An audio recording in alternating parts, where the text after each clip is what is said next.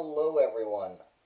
Today I am reviewing, in preparation for Fires of Vengeance, which is coming out in just a couple days, I am reviewing The Rage of Dragons by Evan Winter. I read this for the first time in March this year, and I reread it as the first book I read this month to kind of remind me of everything before Fires of Vengeance. This is going to be an overwhelmingly positive review, but in general I am going to try and change the format of my reviews a little bit, and instead of talking about just what I liked and what I didn't like, I'm going to more talk about what type of book to expect. And what is it about? Like, is it action focused? What's the writing style like? And we're gonna see how that works, and you guys can let me know in the comments what you think.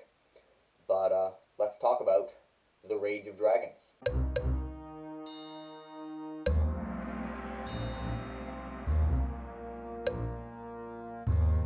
So, the first question is, what is The Rage of Dragons about?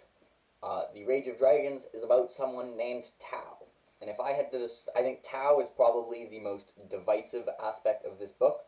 Some people find it very hard to connect to Tau. If I were to describe, because he tends to be very angry, he's an angry protagonist. If I had to describe Tau, this is how I would do it. We've all been told in our life, and we've figured out at some point in our life that life isn't fair. And unfair things happen, and we just kind of have to move on. Tau basically says no to that. It's like, oh, life isn't fair. He says, well, I'm going to try and make it fair. And he is a very motivated protagonist, and personally, he's a protagonist that I enjoyed reading from. But I think the vast majority of people who don't like this book, it's because of Tau. And this is an epic fantasy story, and while there are point of views other than Tau, this is Tau's story. Evan Winter has said that he's basically trying to write the book he would like the most, and he always finds in the big epic fantasies, there's always one character or two characters who he doesn't like, so he basically figures, if you like Tau, then you will like all the chapters of this book. If you don't like Tau, then you will like none of the chapters of this book, and you just shouldn't read it. So I think that is going to be the biggest determinant of whether you like this book. If you do like Tau, I think it's very hard not to like this book. This is a very, very fast-paced book, and sometimes when I say a fast-paced book, people get kind of the wrong idea, where they just think, like, there's no talking, no one talks with each other, it's all just hitting people with swords. And there is a lot of hitting people with swords. But really, when I say fast-paced, what I mean is that every chapter progresses the story in some way. There is no wasted chapter. There is no part where they go on this side tangent that wasn't really important. Everything that happens in this book is important to the main story. If you are someone who struggles with putting books down and being unable to read, this is probably the book for you. This is one of the most unput-downable books I've ever read.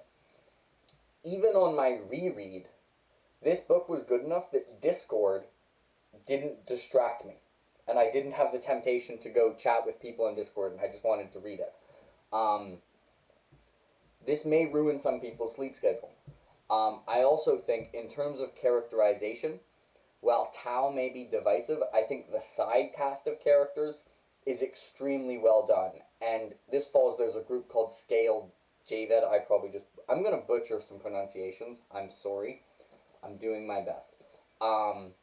But the relationships and dynamics between the characters in this group are fantastically done. And I think one thing that really makes it feel realistic is, even though they're all on the same side and, like, are fighting with each other, and you can tell they really, by the end, there's a lot of people who are really, like, strong friends. Evan Winter still does a very good job of remembering that the various people all have motives that are different than Tau, and there will be disagreement among people who are on the same team. And I think the side characters and them all having motivations is one of the other strongest aspects of this book. I think pacing is the strongest aspect in that It's just nothing is wasted. It's a very, very tight story. This book has a lot of action. It is a very action-heavy story. That being said, it may be my favorite fight scene with sword action of any author I've read. Right now, I think if you asked me who writes the best fight scene, Evan Winter would probably be my pick. So, he does a very good job of keeping the fight scenes are relevant. Like, they're not fight scenes where it's just like, if this didn't happen, the story would be the same. The fight scenes have an effect on the story being told. So it's like, we're learning something about the character. A dynamic is changing. Something about their situation is changing. In every fight scene. And overall, I really love that. Next thing I want to talk about is the writing style. I would say Evan Winter has a pretty utilitarian writing style. He's not trying to write any gorgeous prose. Some people have criticized the dialogue, and there's a couple lines especially, and I think they it's like, oh, this was an awkward bit of dialogue, and I'm like, yeah, the character is kind of awkward. Tao is a very quiet person, and at times human dynamics is not his focus, and it's like you can tell by the response that this was intentionally like a character decision. It isn't that Evan Winter sucks at writing dialogue. There's also some very fantastic dialogue in this book. So I think there is some dialogue that is awkwardly written, but it's not awkwardly written because it's bad. It's awkwardly written because it's an awkward person who's not the best at connecting with other people talking. But in terms of prose, it's not flowery at all. This book is very easy to read for a long time. So I'd say, if you were to make a scale of totally utilitarian prose on this side to, ultra flowery, and it's like, if this is a 1 and this is a 10, it's probably like a 2 or a 3. There is definitely some, good stuff, it's still well written, but it's the window plane prose. The words themselves are not the focus of this story. And then the next question is, how grimdark is it? And I would say this is not a grimdark book, but in that you're definitely rooting for one side, but it's definitely, if again we're going to scale, if we've got a 1, I just noticed on your screen this is going to be right to left because this is going to get mirrored. Anyways, you'll figure it out. If you go from 1 to 10, 1 being not at all grimdark, everything is wholesome, and 10 being the most grimdark book possible, this is probably like a 7, where there are some people who are clearly bad, but it's also the people we're following and the society we're following. There's really an excellent case that they're not the good guys. There's definitely some pretty brutal combat, but I think Evan Winter is someone who believes that at their core, humans are more good, and it's circumstances that tend to lead to people just being total bastards. He's not someone who thinks his view of humanity, my guess from reading, and if you were to try and figure out his view on humans from reading this book, it would probably be that humans are born good and circumstances make them bad, which is, I think, why it's very unlikely that this series is going to become super grimdark. I think it will probably stay at around this level of grimdark.